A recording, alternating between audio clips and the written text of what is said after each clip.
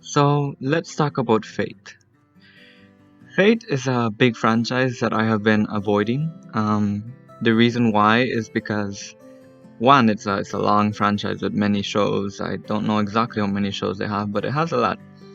And the second is that the fan base can't seem to decide what watch order to watch it on, so I put it on the back burner. Um, but recently I felt like, fuck it, I want to get into the franchise. So I went and I investigated and did my research, and at the end I chose to start with Fate Zero. And at first I was thinking, let me do a review on that, but I think I won't. I think I'll just make this video, um, like encompass everything that I feel like saying, because I have a lot of like similarity points between the videos, between the shows, similar like because they're in one franchise, so why not, right? Anyways, regardless, up to this point, I've seen 3 shows and 2 movies that involved Fate. Both of them had like 2 seasons, and the one that didn't have 2 seasons was like a whole like 20 something long. Um, okay, and I loved it, and I wanna fanboy about it a little bit. So yeah, let's let's begin let's formally begin. I'm sure you know about the Fate franchise because it's a very popular one. If you're an anime fan, there's a good chance you've seen a picture of Saber or maybe Lancer somewhere. If not, then Rin, definitely Rin. And maybe you'd seen it in the memes, which it does have a lot of, or maybe even hentai because it used to be a hentai game, or it started as a hentai game. The premise is simple. 3 mages fight each other for the Holy Grail, and they summon servants from the past, which are heroic spirits that have cool superpowers. And now this concept drew me in immediately because, action, cool superpowers, yes, bring it on. I'm in for it. And I think the show delivered on that promise and more.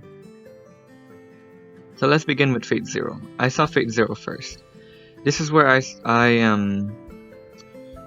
think everyone should start, but it's between this or Unlimited Blade Works in my opinion, because both of them are good, like good starting points. I would say Unlimited Blade Works more, but the problem with me is that I do not like prequels where I know the ending. Kind of like, if you're watching Star Wars, Anakin is gonna fall to the dark side, and he's gonna be Darth Vader by the end of the third movie. It's just how he's gonna read there.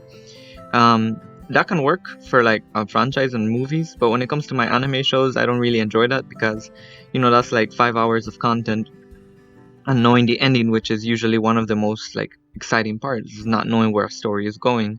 So for me to have watched Unlimited Blade Works and then be spoiled by the ending of Fate Zero, would have just robbed away that experience for me. So I decided, you know what, even if the lore isn't properly explained, I'll figure it out. I'm not dumb, so I can put one and one together. By what I see it, I have a basic understanding of the Fate series already because of all the research I did.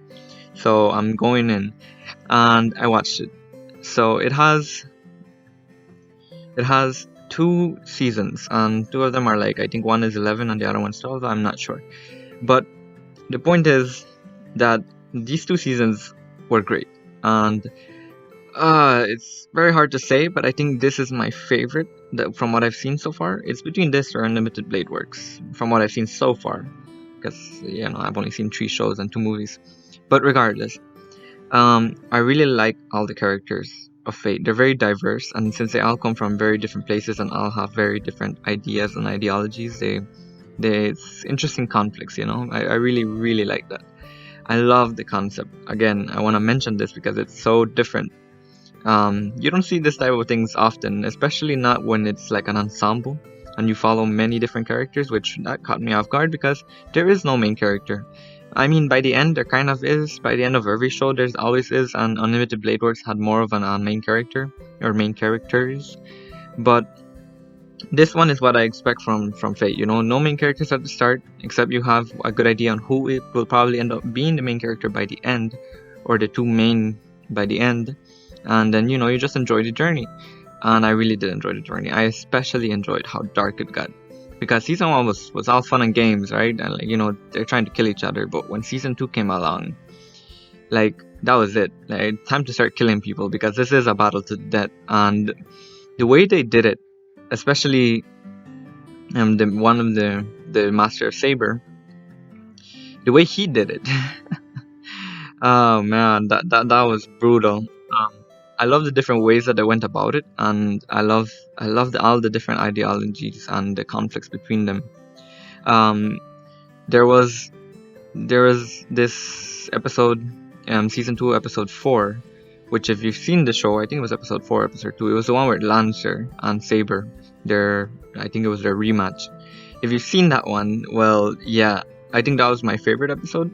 But I also like the two backstories that they gave for one ended up being the main character.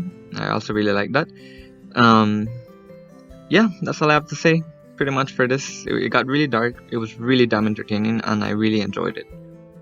Um, I want to say also that this was done by Ufotable, and the animation is amazing, especially on the action scenes. Like, it's just like, wow, great job. Okay, let's move on to Fate Unlimited Blade Works. So I went in kind of expecting Fate Zero in this, and I don't think you should, because it's very different. Like, the two shows are very different. You can tell this was the first one, but that isn't really a bad thing. I do have one problem with this show that I will get to. Well, I have like two major problems with this show. But at the end of the day, like, I think it has more positives than negatives. So I think of it more in a positive way than a negative way. But I think if it wasn't for those problems, this would probably be my favorite one. But this one has a high school setting and it has the teenagers, which is funny enough because in terms of masters, I think Fate Zero had the best ones, but in terms of servants, I think Unlimited Blade Works had a better one. It's kind of like, but whatever. So this one takes place, like, I think it's 10 years after Fate Zero. It is the first one that ever came out, and it has a main character, which caught me off guard because I thought all Fate shows didn't have a main character. But, this being the first one, it had main characters. And this is from a light novel. Not light novel, visual novel. So it has 3 different routes that are very different. And I'm not really a fan of this, because I'm not really a fan of 3 different routes, because I think that you could just all bundle it up in one story and it would be better. But I can accept it, it is what it is. I haven't seen the original one because I haven't seen the original show that came out like in way back then. That's like a shitty adaptation.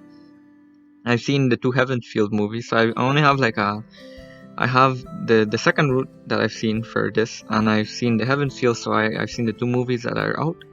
So I basically have like 80%, no, not 80%, I would say like 70% of that route down. But regardless, we're talking about this show.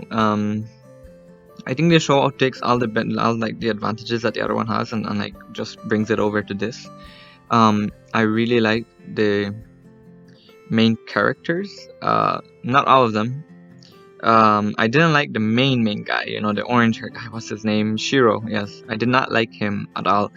Well, I did like some parts of him, but he was, more like the generic, main character type. But what I didn't like is his belief and his ideologies, and that's because of that I loved Archer. Which, if you watch the show, you know why. You would know why.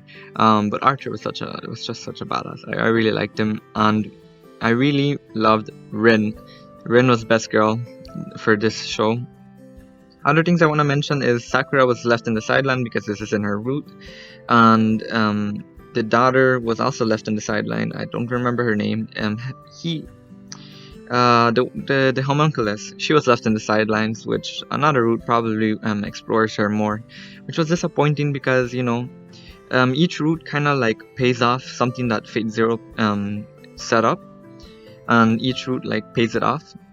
So by watching this route, I only get certain things paid off and not others, and then by watching the other routes, you get certain things paid off but never that thing, and it kind of leaves you unsatisfied to some extent. But at the same time, everything's so damn cool, and most of the characters are so damn likable, and the premise is super cool. The animation's great, and I really, really, really liked the OPs for this one. Fate Zero had really good OPs, but I think this one had great OPs. Especially like the second OP, which was just fire. I even downloaded it, that's how much I liked it. But regardless, let's move on to Fate Stay Night Heavensfield. So this is like the third route to the Heavensfield, and only 2 movies are out. I've watched the two movies and I really enjoyed it. I really did. It was so different than Unlimited Blade Works or Fate Zero, and I like that they feel different from each other, and I can always appreciate that. All of the shows I've watched so far feel different, even though they have the same premise basically. Well, tweaked. The premise are like tweaked every once in a while. But anyways, the action is still top notch. The animation, of course, especially the fight between Saber and Hercules in like the second one, I think it was the second movie. Damn, like the Dark Saber, yeah, that was sexy. The animation for that was really good. Ufotable just does a great job with these ones. I love the darkness of this one. Like Sakura has a very sad backstory, and I really love the exploration of that. The main character that was for the last two ones kind of takes like a sidelines, and I really like that. I really enjoyed that. He wasn't like annoying in this one because he wasn't really the focus. I haven't seen the ending, but I'm very much looking forward to it because I really liked how it ended in the second movie. I don't know when that's coming out. I'll have to like investigate on when that comes out, but you know when it does.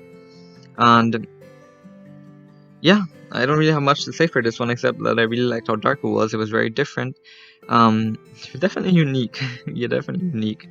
And I really loved everything they did with Sakura, which she's such a nice girl. You know, you just want to protect her, but you can't because you know she's one of those tragic characters that you want to help, but you know more than likely you can't help them. Apart from giving them like emotional support. But anyways, moving on to Fate Apocrypha. This is the last one that I've seen so far.